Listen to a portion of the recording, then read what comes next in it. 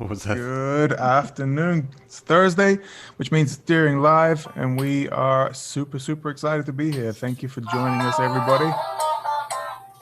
Don't know what that is. There we go. We're gonna say that's Trey's fault. Trey's making noise in the background. All right. Thanks for joining me. Now, before we get started this afternoon, a quick reminder to everybody, if you go to daringbanjos.com right now, at the bottom of every page, there is a big orange banner, and we are honoring and saluting those veterans who served with a Veterans Day sale for you guys to take advantage of. Please jump in, take a look. It goes from yesterday all the way through Monday, so that will be there for all of your banjo and accessory buying needs. Take a look. Now, this week we are joined by the banjo phenom, I'm going to call him, Mr. Trey Wellington. Trey, how you doing? Pretty good. How are you? I don't know if phenom's the right word. I'm going to use it. Thank you. I like that. I'm going to use that. It builds my self-confidence. That's what we're here for. That's part of the game. Thanks for joining us. Now, for those of you that don't know Trey, he is a young man who is already winning many awards, including the 2019 Momentum Award for Instrumentalist of the Year. And we'll get into that in a little bit. But dude, you've been a Deering artist for a long time. We're thrilled to have you here, and we want to get started off with a little bit of playing. If you can take it away and show us what you got, my friend. Yeah, I'll play a tune off my it was my first solo EP called Uncaged Thoughts, and the tune is it's called Gibbous Moon. So I'll start out with that one. Cool.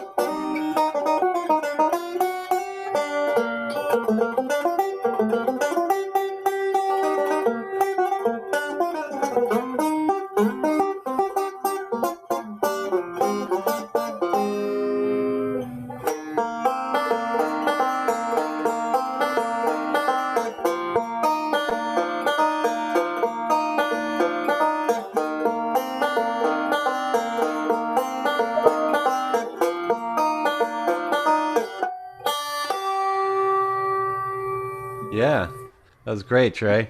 Thank you. So yeah, maybe we'll kind of. Often I'd kind of talk to people, start off the interview about kind of your background, but since you started with that tune, Gibbous Moon, and which is off your new EP, why don't we talk a little bit about that recording? And just go ahead. Yeah, that recording was a lot of fun to make. I recorded it with banjo player Scott Vestal, who's a banjo legend and one of my favorite banjo players and a hero. And so that was really awesome. He co-produced it. So I was the other co-producer. So that was really fun to kind of put our brains together on some of these arrangements and stuff, especially. How'd you get hooked up with Scott? Have you known him for a long time? Yeah, I met Scott at Merle Fest a few years ago, and I'm from like Ashe County, North Carolina, which is about an hour from where the Merle Festival is held. So I'm always there. So yeah, so I met Scott a few years ago there, and then this most recent Merle Fest that happened in person, I got to meet up with Scott, and he started. I was telling him about wanting to make a record, and he was like, "Well, if you ever want to do it, just let me know, and you can come to my studio, and we'll work something out." And so I got to go out there, and we recorded this EP, and it was so fun. It was Thomas Castle on mandolin, Will Castle on guitar, Patrick McVeigh on fiddle, and my friend Johnny Calmari on bass, and I played the banjo. So you knew all the sidemen you knew before. You played with Thomas Castle in Cane Mill or in other bands, right? Did you? I've filled in for Thomas's band some, and then everybody from I live in Johnson City, Tennessee right now, and everybody's from around here. So I got to most of them are from around here. The only person I'd never played with before was Patrick, but I loved his fiddle playing so much that Very I wanted cool. to get him on there. So how'd you get that tune, Gibbous Moon? That track really stuck out to me. I really liked it when Yeah, listening to your recording, and it has a different sound than you know the other tracks. yeah, You've kind of more kind of bluegrass, newgrass sort of things, and then yeah. like you have that Charlie Parker tune.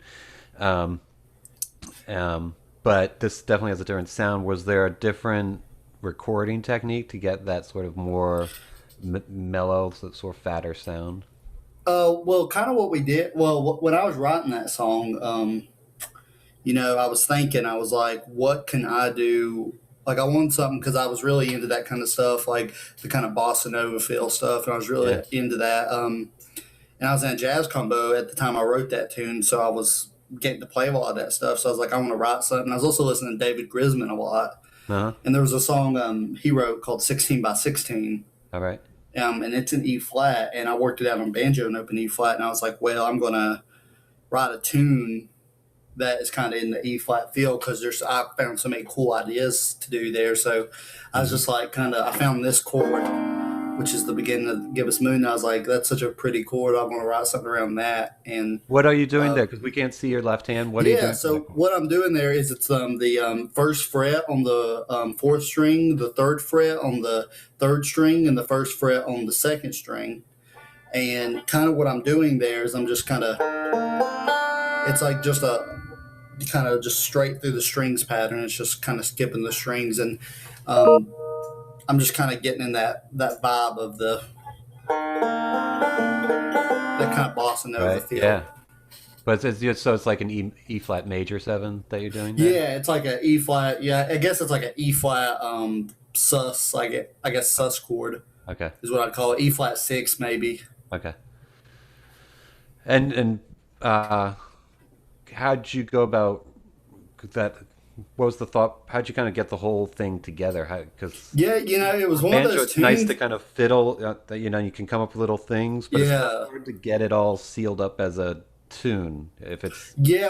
Well, working through a lot of this open E flat stuff, I was really like learning all these different positions and, just messing around. Literally, this was one that took me 15 minutes to write.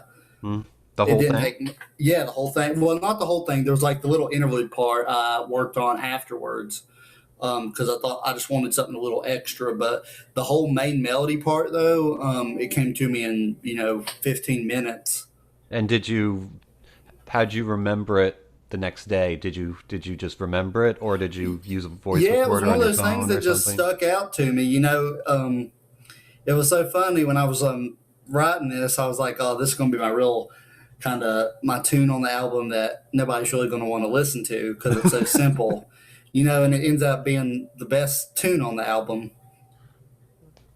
Yeah, there's a lot of rich harmony in there, so it's intriguing that way.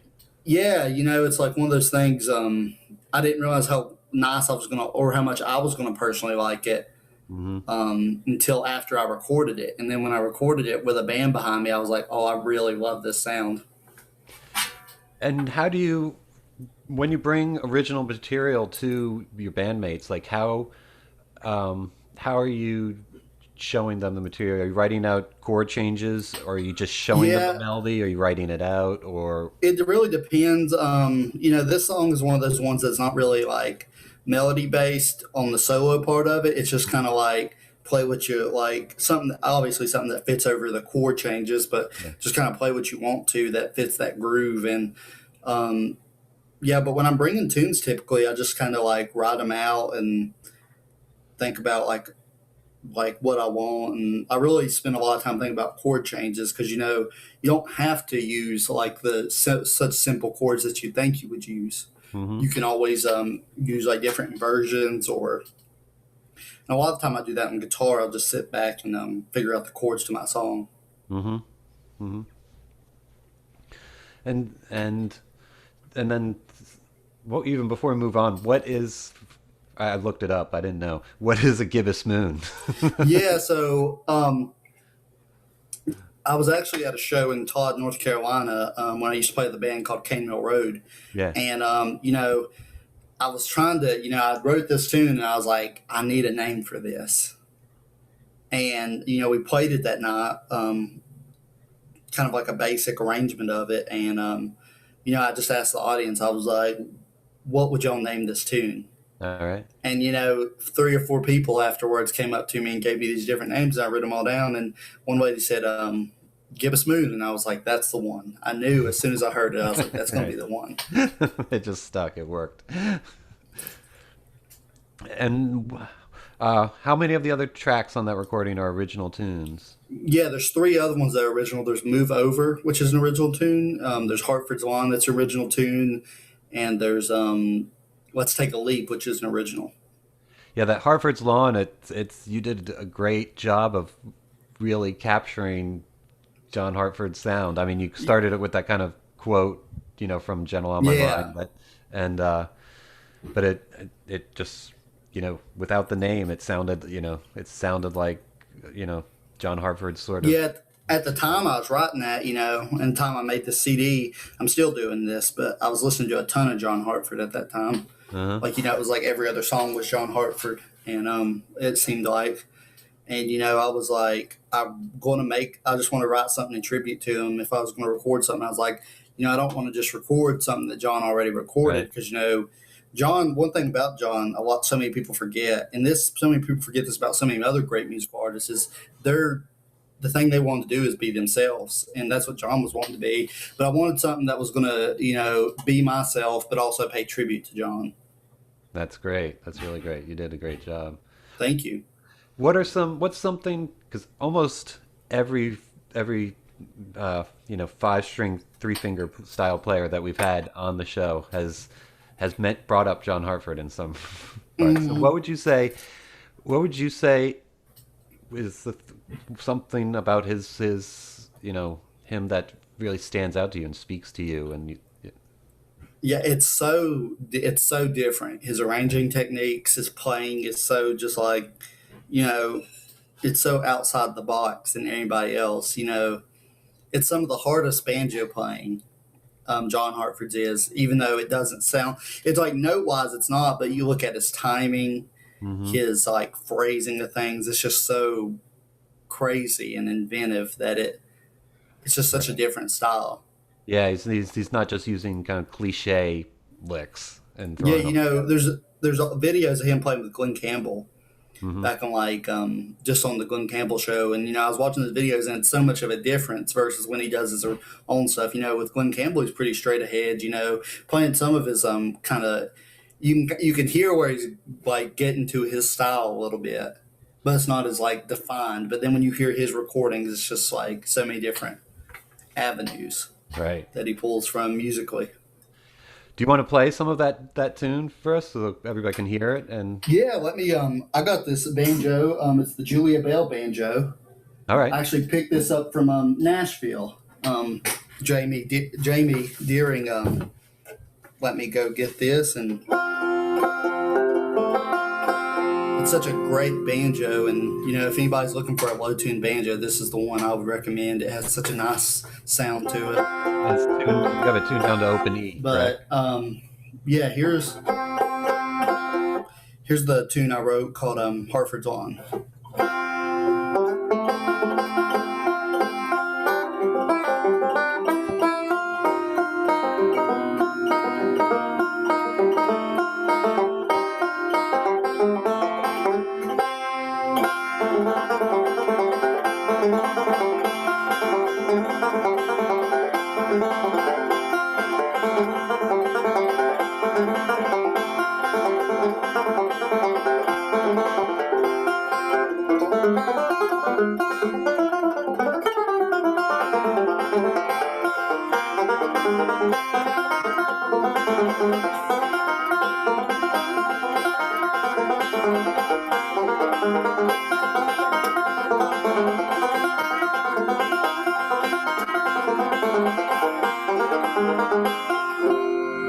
Yeah.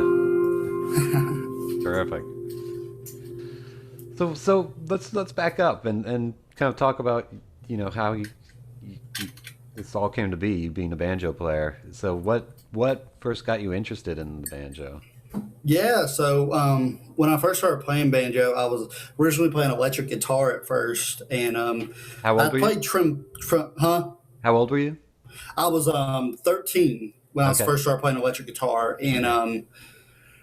I had played trombone from the time I was about 12 till I was like about 13 or 14. I played trombone a little bit in my school's band, and I was first learning electric guitar, like I said, and I'd heard banjo a little bit. And my grandpa had a huge CD collection, so I'd go and hang out with him like all the time on weekends and during the summer a lot of the time when I was little.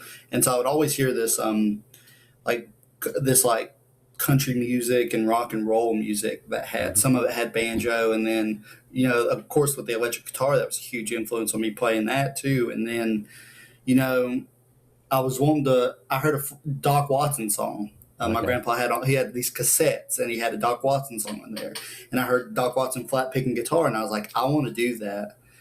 And then I joined the Mountain Music Club at my middle school, and they were just teaching us chords, and I was Mhm. learning to flat pick a little bit, just some basic stuff like some scales and stuff.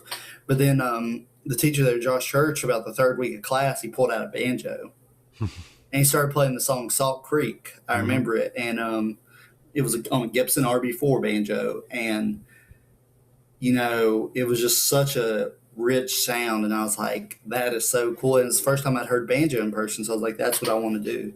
Right. Right. Well, the first time I'd heard banjo, I remember actually in third grade, I'd heard a clawhammer style banjo player. Looking back on it, because we had music class, and the music teacher would sometimes she had a little banjo and she would play like clawhammer I style, but should bring it that in. never caught my attention. But when I heard that three finger style, I was like, that's what I want to do. You like that, right? Yeah, I just like the sound of it. It stuck out to me. And how much longer was it till you got a banjo to play? I got a banjo probably 3 months after that. I think that day I went home and I said I want a banjo. Told my mom. It might have been 3 or 4 months, but Right. Right. we eventually got a banjo. I can't remember if it was for Christmas. I can't remember when I got it, but it was like Right. 3 or 4 months after that. But Right.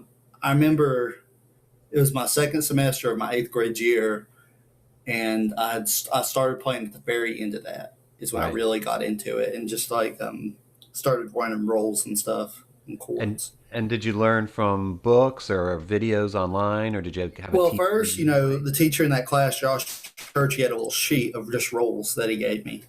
He's Hmm. like, yeah, like go through and learn all these roles. And, I did that. And then he said, when you have all these roles down, call this guy who was my teacher, All right. and he'll give you lessons. His name was Eric Harden. And so I called Eric probably, about a month into summer when I really felt I had everything down. I was like, hey, Josh told me I could have lessons with you. And he was like, yeah. And then so I had scheduled my first lesson, and Eric taught me a lot of stuff about banjo. So he started showing me songs and whatnot.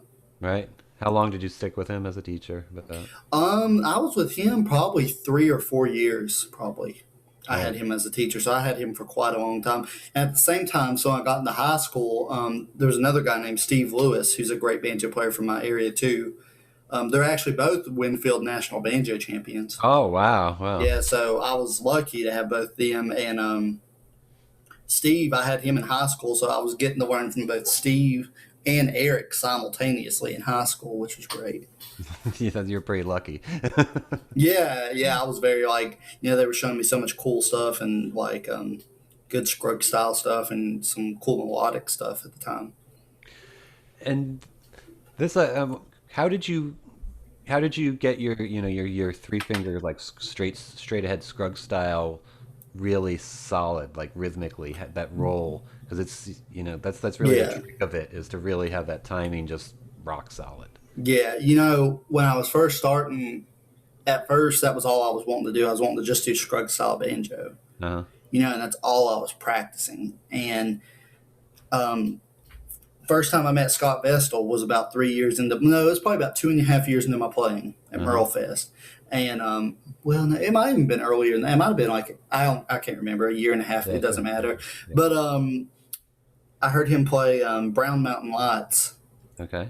Which was a tune by Tony Rice, and well, it's not by Tony Rice, but that's the version we were playing. And he took this open solo, and I was like, "That's so cool!" And it was melodic style banjo. Mm-hmm. So for a while there, after hearing Scott, you know, I was like, "I want to learn all this melodic stuff," and so I was learning a bunch of Courtney Johnson, Bill Keith stuff, and then I kind of just stopped playing Scruggs style, and then, you know, starting to go out to jams and stuff, I realized, dang, I really need to buckle down on this stuff. Right. Because I was like, I'm getting out of time. I'm playing stuff where it doesn't fit. So I was like, let's really buckle down. So I went right back to learning a lot of bluegrass stuff and this Scruggs style stuff. And the main thing I did, you know, I started working with a metronome a lot. Okay.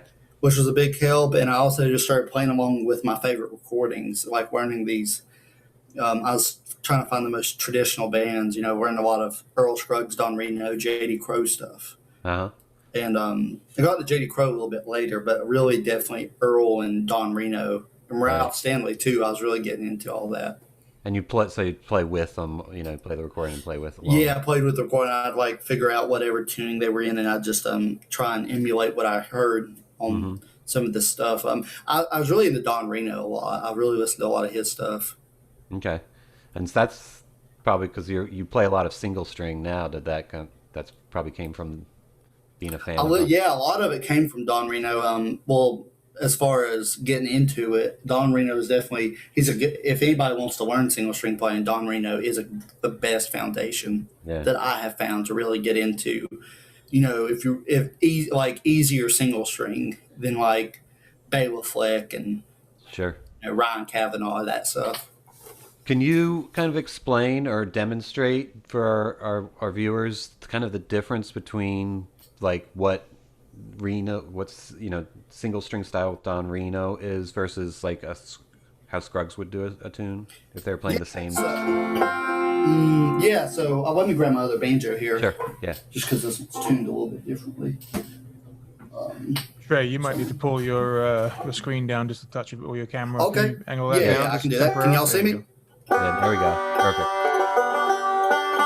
So I'll explain with this tune by Don Reno called Follow the Leader. Okay. Because, you can play this one Scruggs style and you can play it single string. So this is a tune that a lot of people use to show this. So here would be how like a pretty Scruggsy approach to that song. So.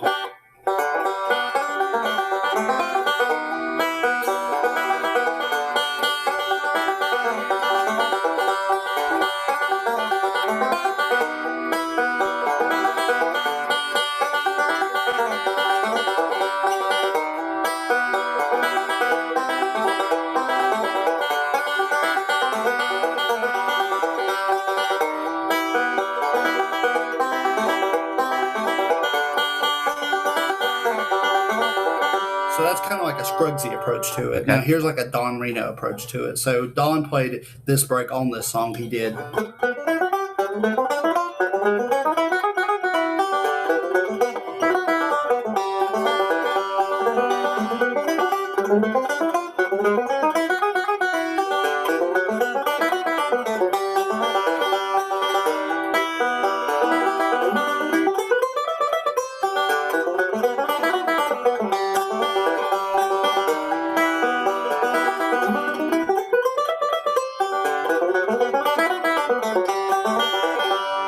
And that's what Don played to that. So it's very, it's the thing about Don's playing that's so unique is it's such a, it's almost like a formula. He played out of shapes a lot. Uh-huh. And he was a great guitar player too, and I think that's where he got a lot of this was he was playing out of these right there you're just outlining, if you can see my left hand, you're just outlining a G chord, which is that box there. Yep. F, when it gets the F. So really all it is just outlining these chord shapes. Chord shapes. Yeah. Yeah. A lot of his stuff is too. Right. Okay. And yeah, everybody I think can hear the clear difference between the Scruggs straight roll and kind of dropping elements of the melody in there versus playing literal note for note melodies like that too. Yeah. And then you mentioned melodic style. Yeah. What can you demonstrate something in melodic style? Yeah, so here's a tune called Red Apple Rag. That's a good fiddle tune. And it's a pretty melodic song. Not a lot of people play it, but it uses a lot of melodic style stuff. So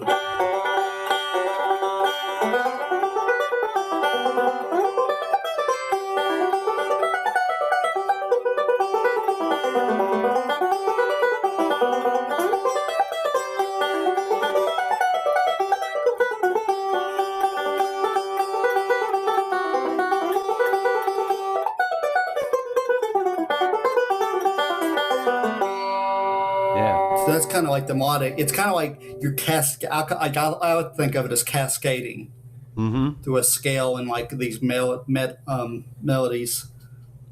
Right. It's much more fluid sounding than the Reno style, where the Reno style can be a little bit, Yeah, see, Reno style, it's very, which, people like Bela Fleck, and Reno did fiddle tunes in his style, in the single string style a lot of the time. And it was pretty smooth, but like people like Bela Fleck and Ryan Cavanaugh and Tony Trischka and Scott Vestal have all come along and kind of figured out how to play these melodies in single string style to where they're very smooth and kind of very it sounds just like melodic. You can hear the difference, but it's like very smooth and just like melodic runs. What do you think something is that those players you mentioned did to kind of smooth out that thing that happened more in that earlier style of playing single string, to really be able to make it hard to notice if you're playing melodic or single string? Yeah, I'm not really sure. I don't want to say anybody necessarily kind of started it. I don't know. I know the two people that really got into that were Tony Trischka and Bela Fleck, who were getting into this. And I've heard Bela talk about it a lot and Tony talk about it a lot, where especially Bela, he kind of will arch almost like a jazz guitar player would on the fingerboard and like play little lines like that. And he'll kind of like arch it like that. And I think that's part of it. I think another part of it was, instead of staying in these boxes that you have, getting into moving outside those boxes and just learning the neck really well. Playing a little more laterally. Yeah, exactly. Right up and down in a box. Not just staying in one position here, but like playing all these different lines up and down, like learning to sing like a scale like that. Learning scales like that. Yeah, more like a classical string player would. Exactly. So did you have any mentors, as you're developing as a banjo player, that kind of really, other than just your teachers, was there anybody that like Scott kind of is now, but was there anybody else along in your path? Yeah, Pete Wernick was another guy that helped me out a lot, and I went to his camps when I was in high school. It was like little jam camps he had, and he helped me so much with learning how to play with people in that sense. And there was a ton of people that helped. Kathy Fink, she's a clawhammer player primarily, but with helping me learn in high school, especially helped me learn the appropriate place to put some of this stuff. She was really helpful in that because she had listened to a lot of it. And the list goes on. I have got to be around Bela some. And, Bela's always been really supportive of me playing and always giving me really great advice. Right. So it's like, I'm in this community, good thing about, the banjo community is everybody's so helpful. Right, and approachable. Yeah, exactly. It's like you can just go up to somebody and ask them like, hey, how'd you do this? And they'll probably, if they remember how to do it, they'll show you. or And they'll give you advice on learning it. yeah, yeah, it's definitely one of the nice parts is about the banjo community. Yeah. It's where in other music scenes it can be very, Yeah, it's you know, like, if you want to learn to, you know, sing pop vocals, you can't just reach out to go up pop to Christine stars. Aguilera. Yeah, you can't just reach out to them and want to Right, talk to them. right, right, definitely. And you you were seems like you played with people pretty early on, like right? There's a Yeah, lot of I people was musicians. yeah, a lot of the time, especially early on, I was getting to go to a lot of jam sessions in my area, Right. which was really nice, getting to play with people. And these jam sessions helped me grow because sometimes people, especially when I was first starting out, because I would learn a hot lick or something, and I was like this teenage banjo player that wanted to show off everything I Flashy knew, stuff, right? Yeah, and so, some players would come up to me afterwards and they'll be like, you didn't have to do all that. It'd be a very humbling moment, like we'd be playing like I Wonder Where You Are Tonight in a jam. And, you know, I remember one instance in particular, there was a guy at a jam and he said, you know, noodling during the song when it's not your solo is not all right. And I was like, you're right. And it's like little tips like that help you out so much in the long run. You don't even realize at the time you're kind of hurt by them, but then in the long run you realize what they're talking about. Yeah, it's developing musical maturity. Exactly. Um, and so if you can remember some of those first times you went to a jam, I mean, you were probably nervous some, but what kind of got you? Maybe not because you're a teenager and thought you ruled the world. I don't know. but how'd you? That's a lot. Being a teacher, a lot of people have fear of playing with other people Yeah. and getting out there, but it's so important. Kind of what would you recommend for those people to get over that hump? The main thing I would say, is, if you're going to a jam, I wouldn't let what other people, because, everybody was there at one point. And though people may say something rude to you or offhanded to you, everybody was at the same point you were at some Hmm. point, and maybe not even, and worse, maybe, Right. and I wouldn't let what a few people say stop you from having fun. And another tip of advice I'd give is if you're going to a jam and everybody's being rude to you because you're not at their level, stop going to that jam. That's good advice. Because you don't want to surround yourself with negative people like that who are going to put you down because that's going to stop your musical.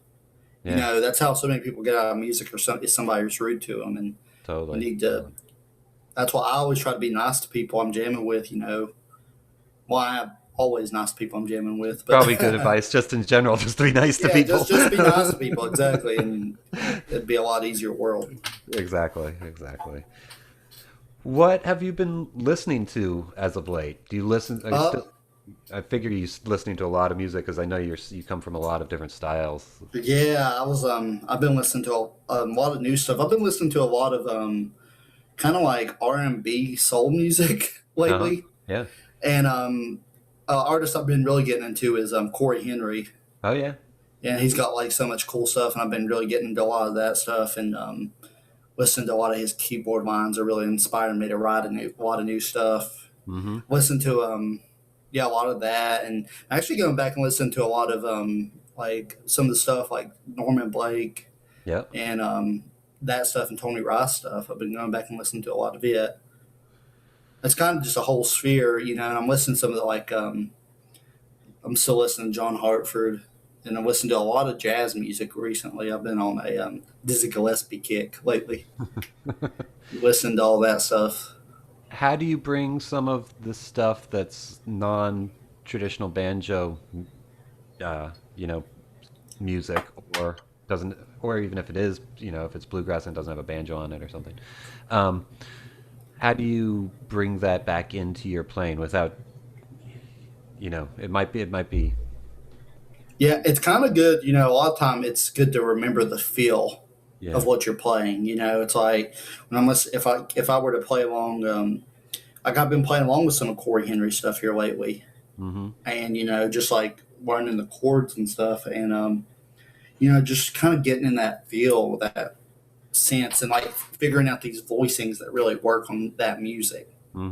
And just in general, listen to other people's music. It's always good to really think, what is the feel of this song? And then, if there's not a banjo, I always try to like listen to all the other instruments. What can I take from these instruments and apply to banjo, like feeling wise?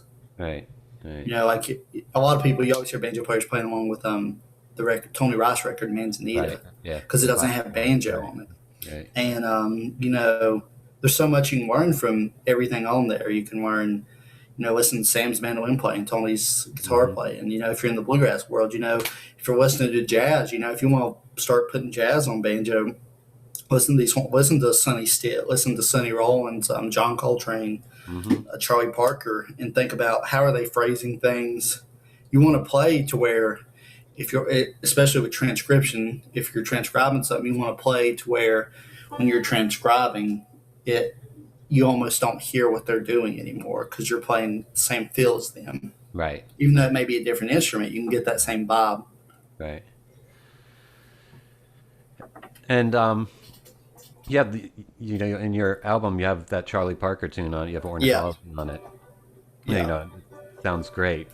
One thing I noticed with a lot of string players when they're playing jazz, guitar players as well, when they're playing, is it's getting the phrasing of a horn player, because a horn player naturally has to take breath, and so kind of they have phrasing built in kind of. So a lot of times string players when they're soloing, kind of it becomes this run-on sentence. Yeah. But you did it. How would you recommend people trying to phrase in bluegrass? It's note notes. In jazz, there's spacing. So how would you kind of recommend people that want to start, playing more jazz-oriented music with that sort of style of phrasing? Yeah. Main thing I would say is take it phrase by phrase. Listen to a couple bars of that song and like really get that under your. I found on banjo a lot of the time, I don't know if it's because I also play a little bit of guitar, but I'm really drawn to these three middle strings. And tonally, you can get some sounds out of that just playing those, like,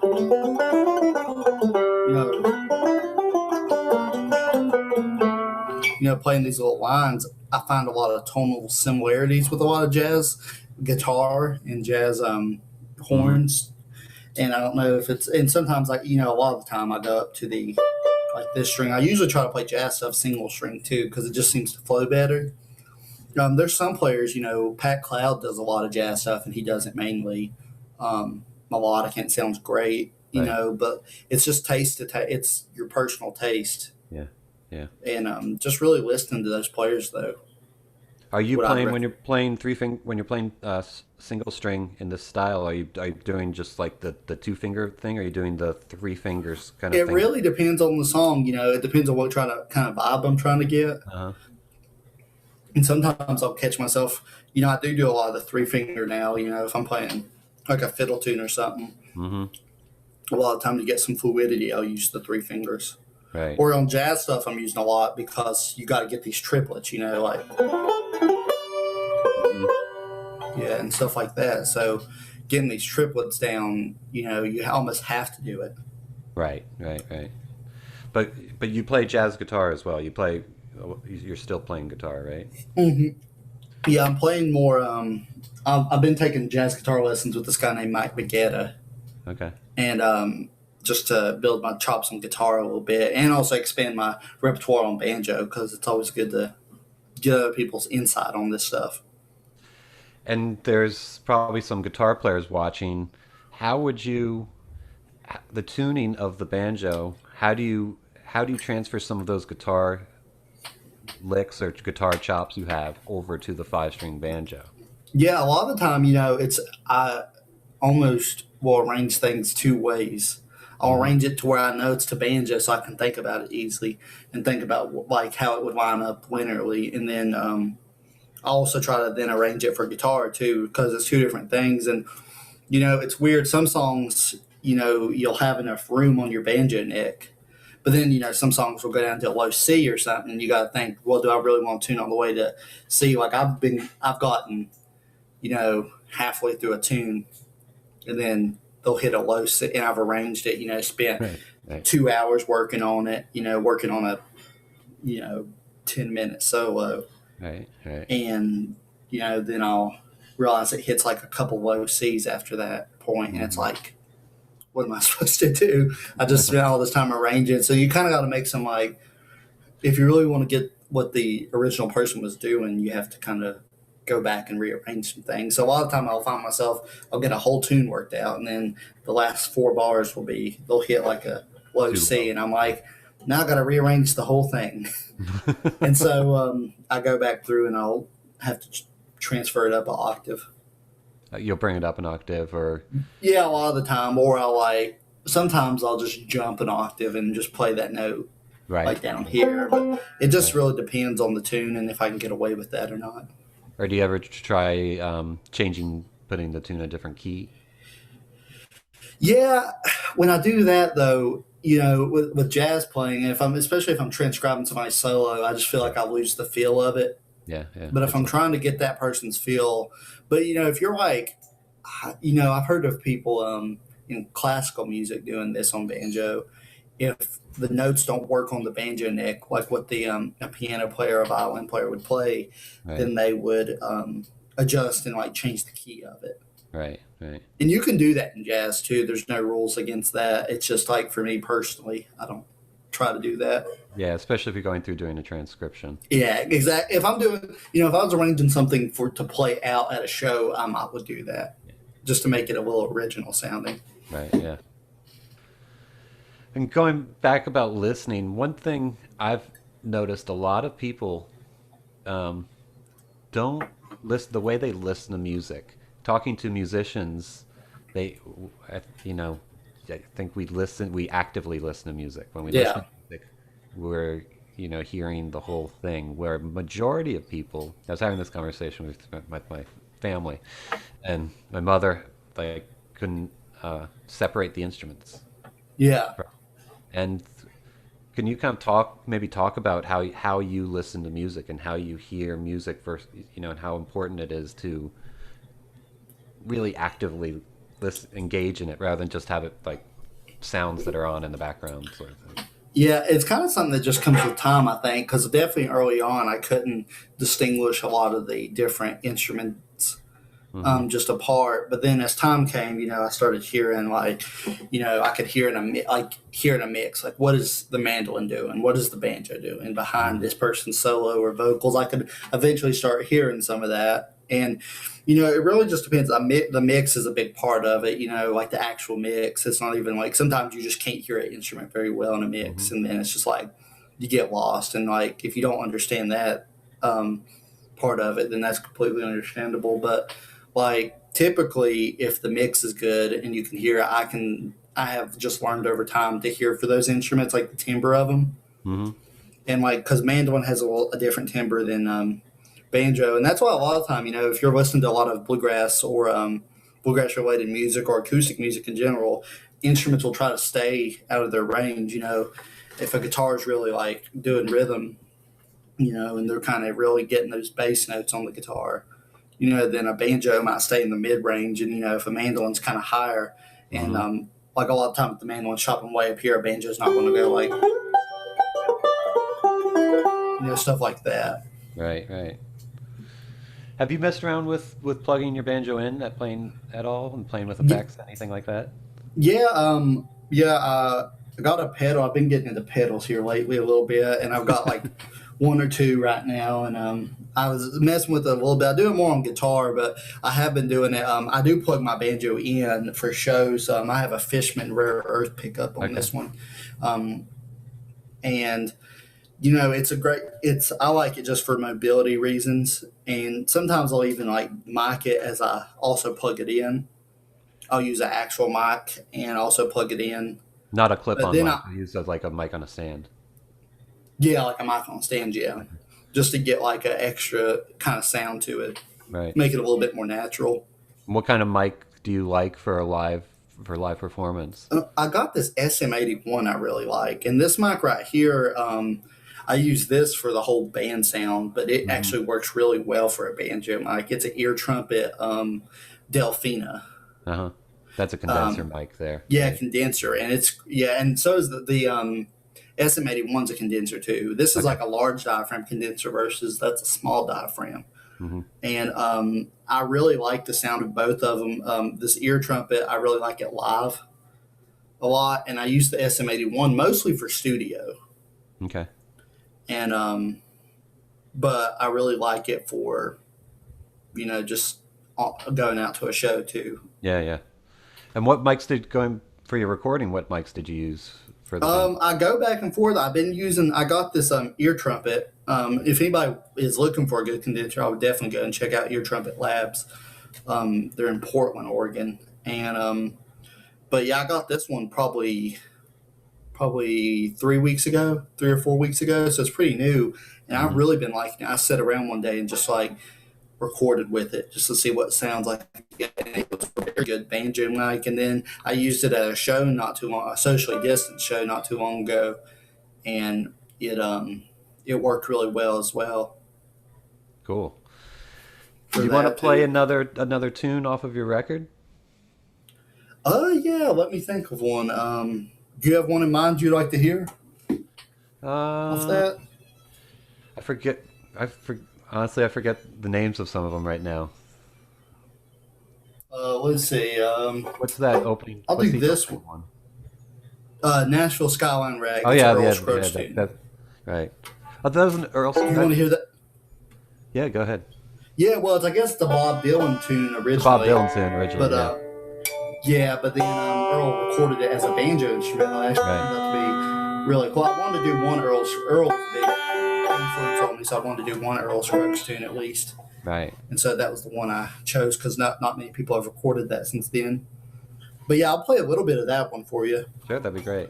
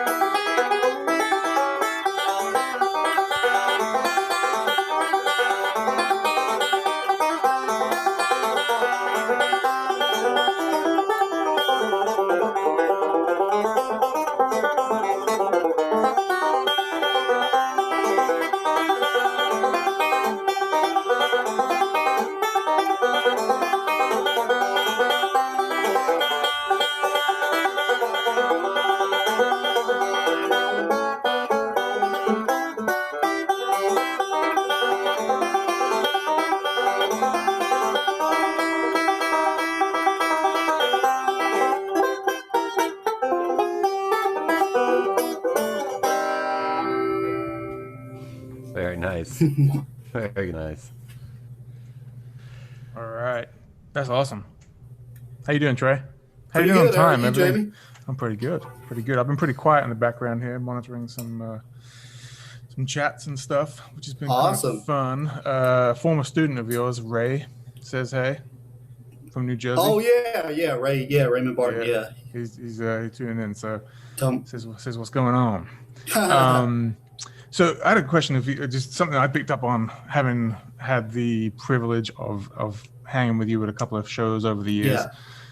Is when you're playing, and this is something that I don't always notice with other players, but your eye contact with whoever's watching you is like really, really spot on. Yeah. And you're doing it now as well. Is that something that you kind of just automatically started to do? I or is that think something it's you made a conscious effort to put I have not ever. People have pointed that out to me. I don't. I don't mean to do that. I don't mean to do that. No, it's awesome. It's something That's awesome. I've never. I don't know why I do it. It's just something that's subconscious. I've tried to. I've tried to watch myself doing it sometimes, Sure. but it's just I can't. It's just something I can't stop. It's weird. I don't know. No, you shouldn't try and stop. I'm certainly not trying to ask you to do that. It's really engaging.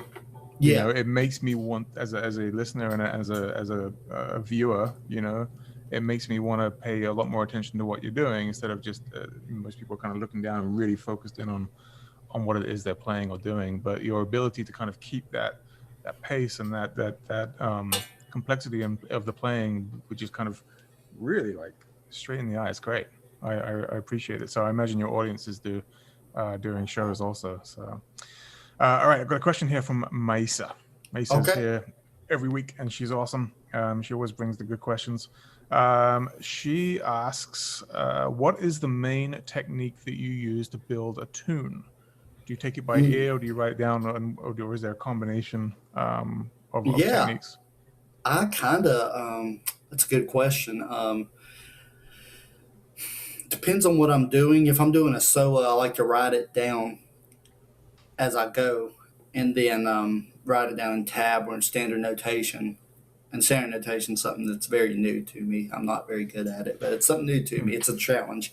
But I'll try to write it down, and then afterwards kind of put everything together after I figure that out. But then if I'm doing like a fiddle tune or something, I'll usually just figure it out, just go through the melody and figure it out.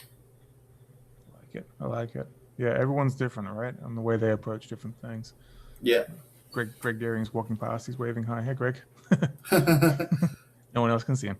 That's a really good piece of advice. I hope that helps, Mesa. Angelo just asked a question. Get me to read this. Regarding tab, I've always been under the impression that no real musician would ever use it, and it's a hindrance to progress. Now, we've talked about this a few times on a couple of different episodes with different players. So it's kind of definitely a train of thought that we've heard over the years. Where do you stand on tab? I think it's very helpful. I don't think it's a hindrance. It's one of those things.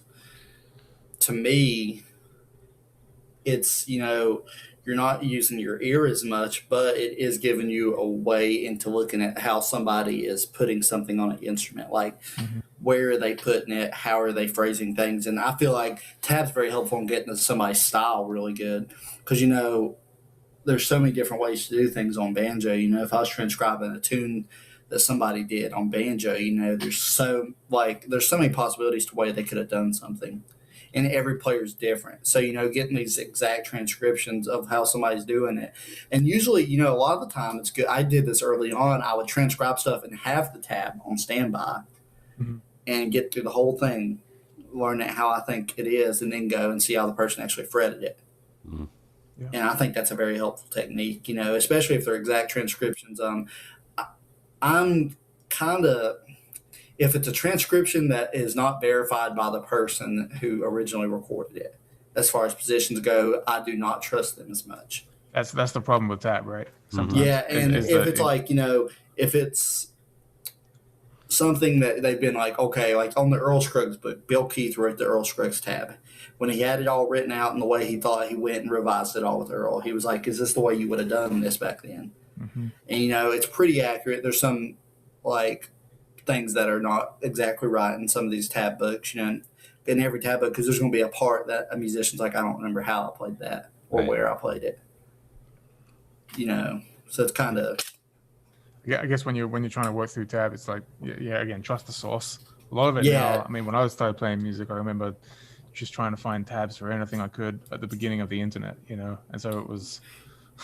just trying to find none of it. The best tab books I found for bluegrass or for banjo are AccuTab, because they typically go through the actual people that recorded them, and they usually get their insight on them just to see. And so those have been, I've always seen those to be pretty accurate. Finding live videos of people playing things can also be a way to surpass, but I wouldn't pay too much attention to what people say. I wouldn't get to the point when you can only play is looking at tab. Always be able to play from yourself, but I don't think it's a hindrance really if you just do it right. That's a good point you raised about the video as well. I remember just using a tab for most of the song, and then there's one section. I'm like, what is he doing? Videos are great. You see a video and say, "Oh, that makes more sense now." Well, they're great for technique, what they're doing there. They're great for figuring out where they're putting it on the neck and all that.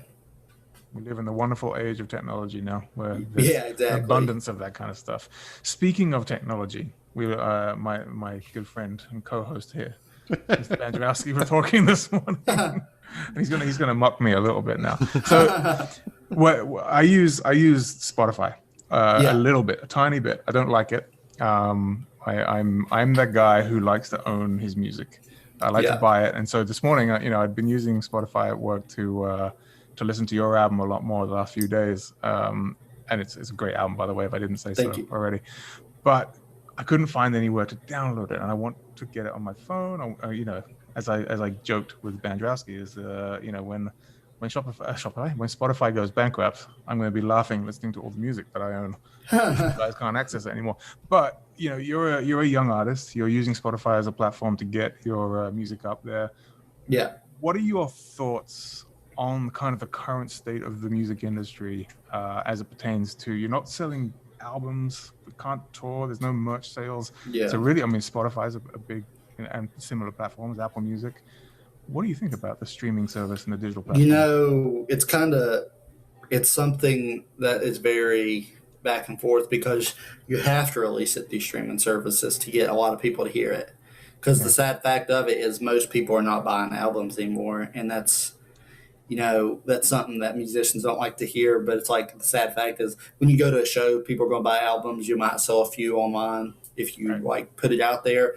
But, Kickstarter campaigns are doing really well nowadays for pre-orders of albums. But, I'll talk to some musicians who I'll be like, how many CDs have you been selling? They'll be like, well, only sold my Kickstarter campaign ones and a few at shows. Yeah. And, with it, a lot of people don't think about this. When you're, if you're one of these people out here getting 25 million listens on your Spotify song, in the hundreds of millions, billions even, you're making pretty good from Spotify. Sure. Yeah. Because, that adds up quickly. But, if you're out here, most musicians are averaging, I'd say most musicians with a good following are averaging, 500 on average, I would say. You got some of the bands that are averaging 25. You might get a couple $100 in every so often. But, and that's great that you get any money, but I think the rate at which they're paying people are very below. But at the same time, it's kind of the risk you take because it's something that needs to change. But right now, it's something that it's their way of doing it right now. Absolutely, yeah. It's just I find it very interesting. David calls me grandpa because I like to own I like to own my music, but I'm not down with the kids as far as the streaming services. But, I am who I am. That's just the way it goes. Hey, that's the way. Dave, on the other hand, is a hardcore Apple Music guy. Well, I'm as an artist, I fully agree. The way the business part of it is screwed up completely. But as a consumer of music, now I have, because I like to listen to a lot of different styles of music and different stuff. I have everything that's recorded, all the time for almost nothing, basically free. It's great for the consumer. It's terrible for the artist. So I love having everything right there. And then if I want to learn something, if I have a gig and I need to learn a tune, it's like, I can pull up 10 different versions of this exactly. Instantly, rather than go to the record store and spend $30 more on, a bunch of CDs that I'll listen to one time. I understand it. I'm going to do my thing until I can't do it anymore. I just realized that recently my laptop doesn't even have a CD drive on it. So yeah, I don't even have a CD player. So that's the thing. I'm always curious about people who like, where do I put this? There's nowhere to put it. It's interesting, Trey. I was in a meeting this morning with Janet and Greg, and I'm going to put you on the spot a little bit, and hopefully not make you blush too much. But yeah, I was in a meeting this morning with them, and they kind of asked who's on Deering Live today, and I said, it's Trey Wellington. I said, oh, amazing! So they were really excited, and they sat there for a little bit because they met you very early on, and they said, that kid's he's gonna go up to be one of the greats. He's going to be up there with the big names. What do you say to that? That's a pretty massive statement. Yeah, it's nice hearing compliments like that. I always like to. It's a very I always appreciate compliments like that. They encourage me to keep striving to so many musicians get to a point and they stop wanting to do what they're doing or learn anything new. And, my goal is to keep on learning, as long as I'm playing banjo, I want to keep learning. Yeah. Whether it turns into something full time for me, or not, it's, I want to keep doing it as long as I can. We appreciate it for sure. Absolutely. I don't have any other questions, Dave. Do you have any final thoughts on everything today? Yeah, it's great having you, Trey. It's great hanging out and listening to you play and showing some different techniques you use and things. Yeah. Yeah, one thing I'd be interested. I've just thought of this halfway through the thing. We've never done this with anyone, but it'd be really cool if you had a quick tip, like one quick tip that you could share with the banjo playing community that everyone could take away something from it, like a 2-minute Yeah. The main thing I would say is advice as far as that goes. Advice or a particular playing technique okay. I would say, don't limit yourself to what others tell you can do. That's good advice. There's so many musicians out here, and I hate to people are like this to other people, but there's so many people that are higher level players that are very kind of, most of them are very great people, but then there's some, that are good players, but then they're so rude to people, and then they say, you can't do this, you can't do that, and, that's something that really needs to stop because, it gets so many people discouraged, and I can see why, but I would say just don't listen to those people. Like, if you feel like you want to do something, like if you want to learn a song and you tell somebody, yeah, I'm about to learn this song, and they say, you can't do that, tell them, be like, well, yeah, I am, or just go do it, Right. And I'd say that's the main thing I'd give any advice is don't ever let anybody shoot your ideas down when you're with your own playing, especially. That's great advice. I think it's great advice. You could probably extend far beyond playing banjo too. That's certainly something. Yeah, that's just good. That's good life advice. It's kind of, there's always the advice that don't ever let anybody tell you can't do something. That's classic. Probably if I looked up the most 10 cliche advice lines that'd be in there. But in banjo playing, that's especially true. We wouldn't, if people always believe that, we wouldn't have Bela Fleck. We wouldn't have Jens Kruger, Right. We wouldn't have all these great banjo players that have pushed the boundaries if they listened to everybody that probably told them that they couldn't do something. Mm-hmm. But by his own admission, you also wouldn't have a Deering Banjo Company, because that's exactly what Greg says about when he was starting out, was so many people trying to say, that's a crazy idea. What are you doing building banjos? And his took on the same piece of advice as far as just not listening to the critics and getting on with what you want to do, basically. So here we are, 45 years later. The people that are the people that do the best are the people that don't listen to others. It's good to, don't get me wrong, it's good to take advice from people, but you have to pick and choose which advice you take. Because deep down, everybody knows if they need to follow that advice or not. How old are you, Trey? I am 21. You are a wise 21-year-old. Thank you. Far wiser than I was when I was 21, I can tell you that for sure. All right, cool. Well, thank you so much for joining us today. That was really fun. Do you want to play us out some? Yeah, I'll play us out something. And before I do that, I want to say, go to my, as much as we were talking about it, go to my Spotify and listen. And if you want to order a CD, you can go to my website at traywellington.com. Mm-hmm. And I would always like to thank the Deering Banjo Company. They did a lot through me for the years and gave me some great instruments to play on.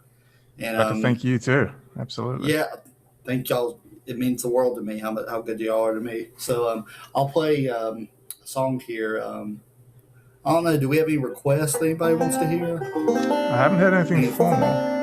I don't know if you can play Ornithology or not. Ornithology? I'll try to. I haven't played this in a while, but I was running through a little bit of these songs from my album before this. But yeah, I'll play a little bit of it. If there's one that you'd rather play, go for it. Before you do, I will say we're probably going to take a couple of weeks off. Thanksgiving's coming up, and then next week we're out. But we've got some cool guests coming up right after Thanksgiving.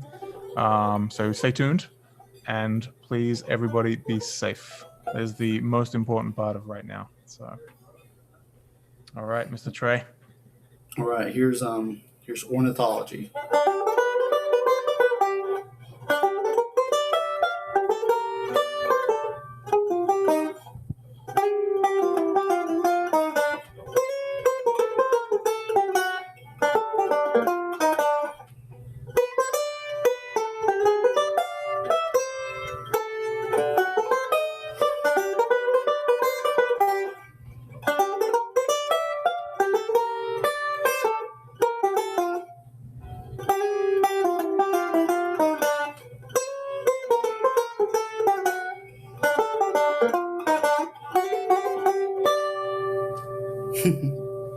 Yeah, very nice. Beautiful. Thank you, guys. Everybody stay safe. Thanks for All right, take tuning care, in, Trey. everybody. I'll talk to you all later. All right, Thanks. see you. Bye. Bye-bye.